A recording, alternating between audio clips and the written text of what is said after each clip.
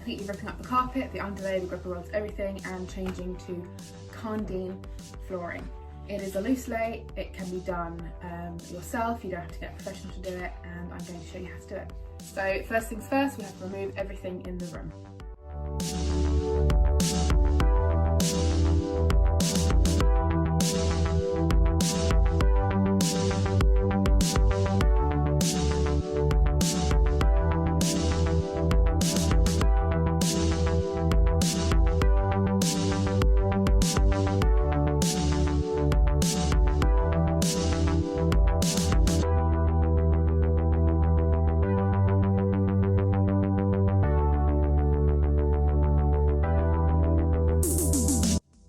So everything is out now, out of the room. I just need to start ripping the carpet up now.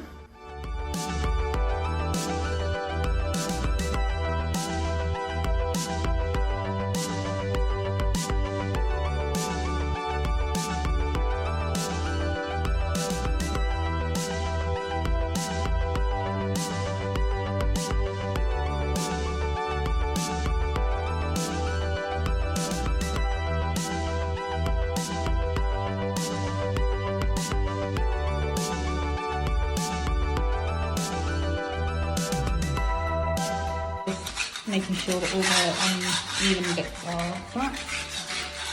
And then we'll go around with another hoover. I might mop it just to soak up the rest of the dust. And then we can start laying and planning it.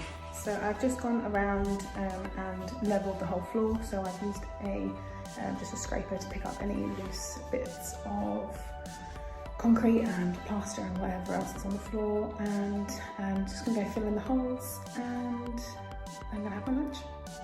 So I've just gone all around the edges, filling in all the holes. There was loads of holes over here as well, so just filled them in. All around here. All around here. So I'm just going to wait for that to dry. Here is a quick look at the flooring I chose. I'm obviously not going to be laying it in a line like that. I'm going to challenge myself. You know I like a challenge, so I'm going to try herringbone. Wish me luck.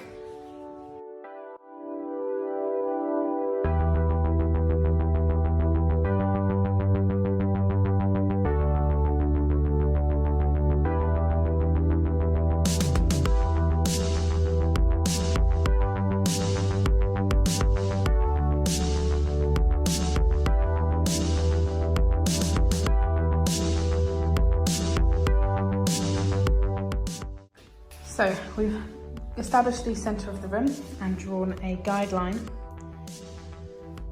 up the length of the room, and the herringbones are going to go this way. So we're going to use this as a guide. I've also cut a perfect square. Ignore this raggedy edge because it's my poor cutting skills, but that's a square, and I'm going to use this to lay the herringbone by lining it up like that and then putting the boards either side. So the way that you lay a herringbone is once you've got your square lined up with the points on the centre line, you then lay one board next to it so that this top point meets that centre line, and then you put the other board next to it like this, and then you just keep going, lining the top corner up with the centre line, and then again this to the centre line, this to the centre line, and then you'll get your herringbone pattern.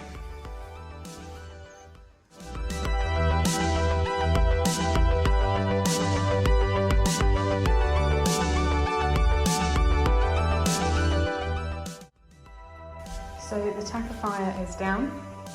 I've left myself a small channel to walk on, so I'm going to start laying from the middle and then work that way, and then while I'm doing that bit, we'll just tackify this bit so that it can dry whilst I'm finishing the rest. So now I've just got to wait for this to dry, and then we can start basically.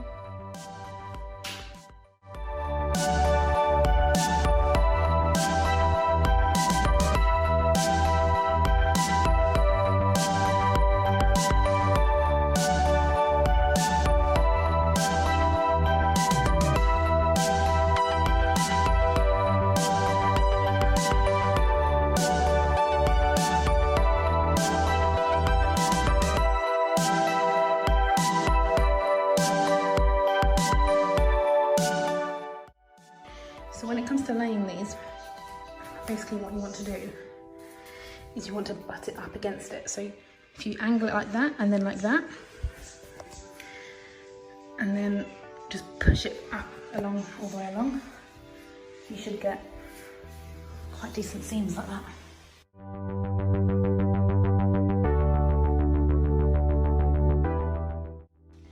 So when you come to an edge, so this is a lino, what I've done is I've marked out the points where it's going to reach, and then I use a straight edge.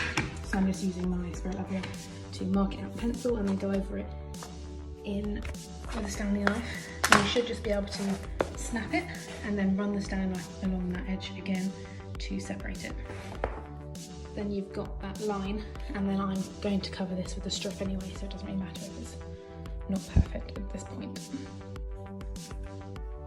Okay, so you want to join your 2 points just with a straight edge, and that's your cut line. And then you want to get your Stanley blade. You want to apply pressure on both sides of the flat surface so you have a hard edge to cut against. It doesn't move.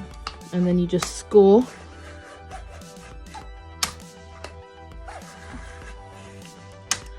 along that line. And then you should be able to just snap it. And then you run the blade again just down that same line, and then you've got your cut. So I butt it up right against the edge. Cut it a tiny bit too short there, but I'm going to cork it all in, so it's fine. Done all the full-size planks, and now I'm just doing this section, and I'm going to go in and do the edges. So to do the edge cuts, what I'm doing is I'm laying a board where it'll be there. I'm going to where the edge of this is going to be. Lining it up. So this is straight. And then pushing it right to the edge where the board will come up to. And using this measurement, so I'm going to say that's 7'1" on this side, and then do the same on this side.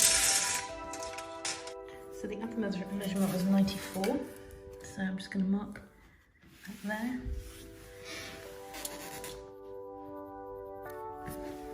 And 7.1, and mark that there. And then you just join those two, and then cut along that line. And then it will literally butt right up to the edge. So I'm just waiting for a bit of tackifier to dry there so I can apply that final little piece on the edge. Just got this corner. I've cut the pieces ready for there. This little triangle, and then just the edge here. So I've now finished all these edges. So I'm gonna get all cleaned up. I'm going to cork around the edges, and I'm going to get the sofa back in because carved in. And the last piece is finally in. Just going to clear up all of this. Pretty chuffed and knackered. Can we just appreciate this corner? Oh yeah. I can't even see under this cupboard really.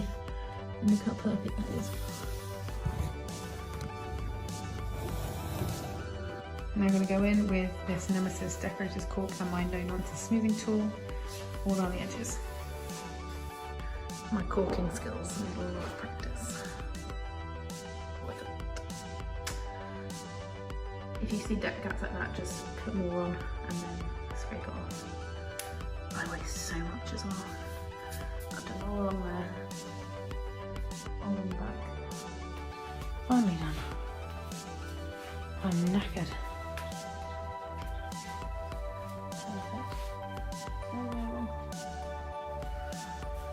Already did this side.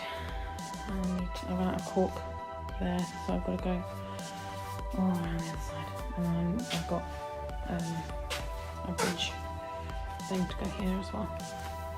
But I'm so tired. Now I've got some metal threshold left over from my DIY doormat, so I'm going to use the rest of it to bridge the gap between my existing vinyl and the new flooring. So I've measured it's 84 centimetres long, the gap, so just going to take the tape measure out 84, mark it, and then I'll use my saw to cut it. I've just used biro to make that line. This is a self-adhesive, so it's just got stickies on either side, so there won't be any visible screws or anything. And yeah, I'm just going to use my saw to cut that line. Once it's cut, you just want to make sure that the area you're going to stick it down on is clean, free from any dust or debris, and dry. I've just gone over it with a hoover, and now I'm just going in with a cleaning wipe just to clean up the old flooring, which is just vinyl. Also, I didn't bother cutting exact because I knew it would be covered anyway.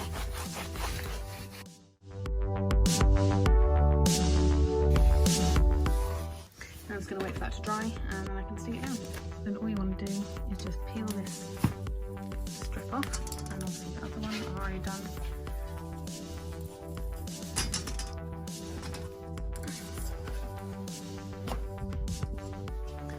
And then carefully line it up and drop it into place.